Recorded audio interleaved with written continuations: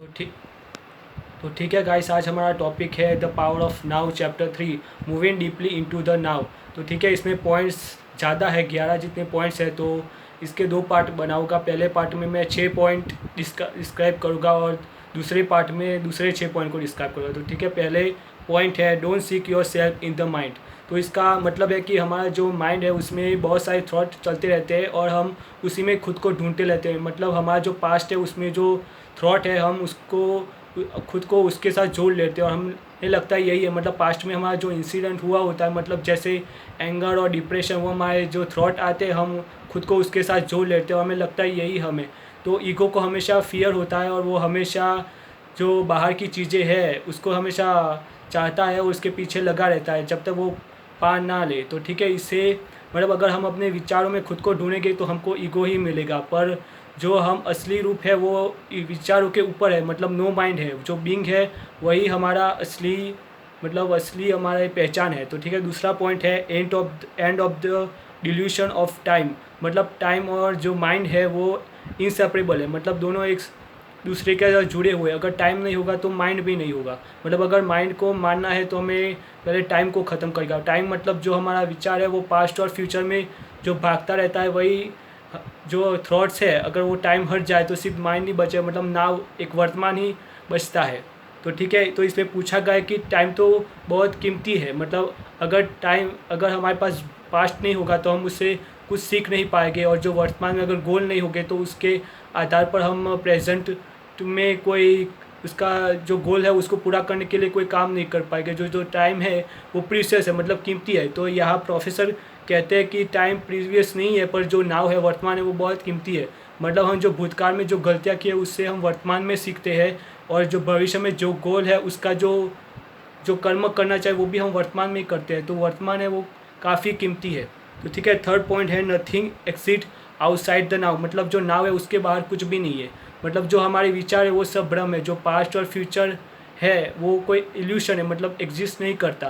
तो हमारा जो विचार है, पास्ट है, वो भी हम अभी वर्तमान में उसका विचार करते रहते हैं। जो फ्यूचर के हम सपने देखते हैं वो भी वर्तमान में ही देखते रहते हैं। मतलब पास्ट और फ्यूचर है उसका जो भी कुछ है वो नाव में ही है। मतलब हम जो उससे सफ़रिंग करते हैं, जो पास्ट में हम जो हमारी गलतियाँ की उससे हम नाव में सीखते हैं, और जो भविष्य में हमें जो कर्म करना है, मतलब जो गोल है उसका कर्म भी हम नाव में ही करते हैं। तो ठीक है, पास्ट और फ्यूचर उसका कोई एग्जिस्ट नहीं करता, वो एकदम मून लाइट की तरह है। मतलब मून की कोई लाइट नहीं होती, पर जब सन मून में पड़ता है तो उसकी लाइट अर्थ पे आती है। वैसे ही पास्ट और फ्यूचर है वो नाव के ज़रिए सब देखा जाता है। मतलब नाव है, जो नाव है इसीलिए हम पास्ट और फ्यूचर के थॉट्स आते रहते हैं। तो ठीक है, जो नाव है उसके बाहर कुछ भी एक्सिस्ट नहीं करता। अभी फोर्थ पॉइंट है the key to the spiritual dimension. मतलब लाइफ थ्रेट, तो इसमें भी पॉइंट है लाइफ थ्रेटनिंग इमरजेंसी सिचुएशन। मतलब जब भी कोई ऐसा आता है हमारे पास संकट, तो हमारा माइंड है वो एकदम नाव में आ जाता है।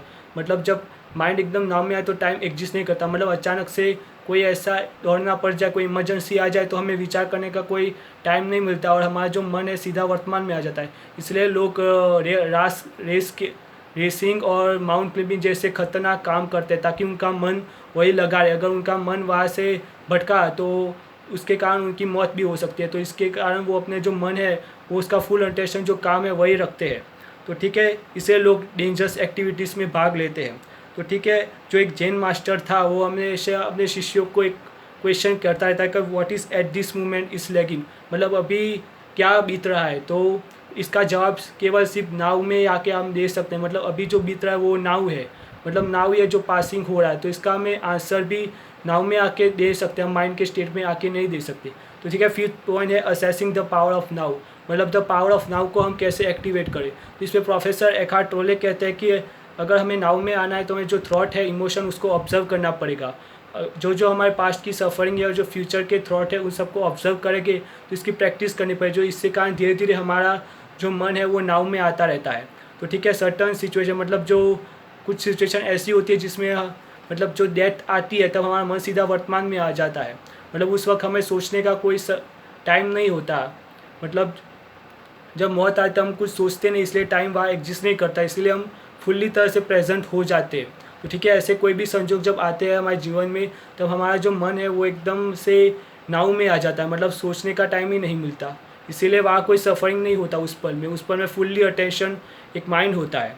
तो ठीक है, यहाँ जब हम ऑब्ज़र्व करते हैं अपने थॉट और इमोशन से, इससे कारण हमारी जो नेगेटिव एनर्जी होती है वो गिर जाती है और ट्रांसफॉर्म होकर पॉजिटिव एनर्जी हो जाती है। पर लेकिन कुछ सिचुएशन ऐसे जैसे पास में हमारे कुछ एक्सीडेंट हुआ होता है, इंसिडेंट जिसमें हमें काफ़ी डिप्रेशन दिया, तो अगर वो वर्तमान में होने लगे तो इसके कारण हम बहुत ज़्यादा भयभीत हो जाएंगे और डिप्रेशन में आए, तो इसके कारण हमारा जो फोकस है वो हट सकता है। ऐसा हो सकता है कि हमारा जो हम इमोशन के द्वारा कंट्रोल हो जाए। तो इस वक्त अगर हम ऑब्जर्वेशन की प्रैक्टिस करेंगे तो धीरे धीरे वो जो नेगेटिव एनर्जी है वो पॉजिटिव होने लगेगी और हमारी जो हम बच जाएंगे। मतलब जैसे हमारा कोई पास्ट में कोई इंसिडेंट होता है उससे हमें बहुत गुस्सा आता है, और वही अगर प्रेजेंट में हो तो उससे हमारा गुस्सा आ जाए, अगर हम भयभीत हो जाए तो इससे क्या होगा, जो गुस्सा हम पे हावी हो जाएगा, हम वो गुस्सा बन जाएगा, तो हमारी जो नेगेटिव एनर्जी एकदम बढ़ने लगेगी। पर अगर हम उसको ऑब्जर्व करें तो धीरे धीरे वो नेगेटिव और पॉजिटिव एनर्जी में ट्रांसफॉर्म हो जाएगी। तो ठीक है, छठा पॉइंट है लेटिंग गो ऑफ साइकोलॉजिकल माइंड।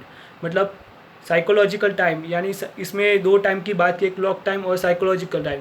मतलब क्लॉक टाइम में ऐसा होता है कि जब हम जो भूतकाल से होता है उससे सीखते हैं, मतलब जब जरूरत पड़ती है तब भूतकाल से हम कुछ सीखते हैं नाव में, और फिर जब जरूरत नहीं होती तब उसके बारे में थॉट नहीं करते, तो उसको क्लॉक टाइम बोलते हैं।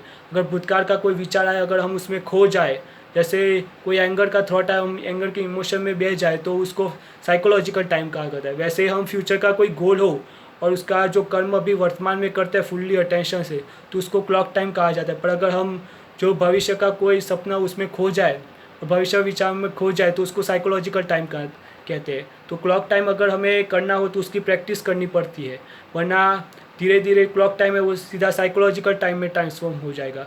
तो इससे हमें खूब मतलब प्रैक्टिस करेंगे तो ही इसका मतलब हो सकता है। मतलब जो स्पिरिचुअल टीचर है वो क्लॉक टाइम का उपयोग करते हैं। जब पास्ट के जब कोई काम आता है तो वो पास्ट की मेमोरी से उसे कुछ काम का निकालते हैं, मतलब उसको वर्तमान में उससे काम का निकाल के उसमें वर्तमान में वो उससे कुछ सीखते हैं, और भविष्य में जब कोई काम करना होता है, मतलब कोई गोल नक्की करते हैं, तो उसका फुल अटेंशन से नाव में उसका कोई कर्म करते हैं, तो इसे क्लॉक टाइम कहा जाता है। अगर हम इसकी प्रैक्टिस नहीं करेंगे तो क्लॉक टाइम है उसका हम उपयोग नहीं कर पाएंगे और वो सीधा साइकोलॉजिकल टाइम में ट्रांसफॉर्म हो जाए, तो इससे प्रॉब्लम होता है। तो ठीक है, यहाँ 6 पॉइंट कंप्लीट हो गए। इसके बाद का जो पार्ट 2 है उसमें 7 से लेके 12 पॉइंट उसमें डिस्कस करके। तो ठीक है, यहाँ तक इतना ही गाइस। अगर वीडियो पसंद आए तो उसे लाइक करें, शेयर करें और चैनल को सब्सक्राइब करें।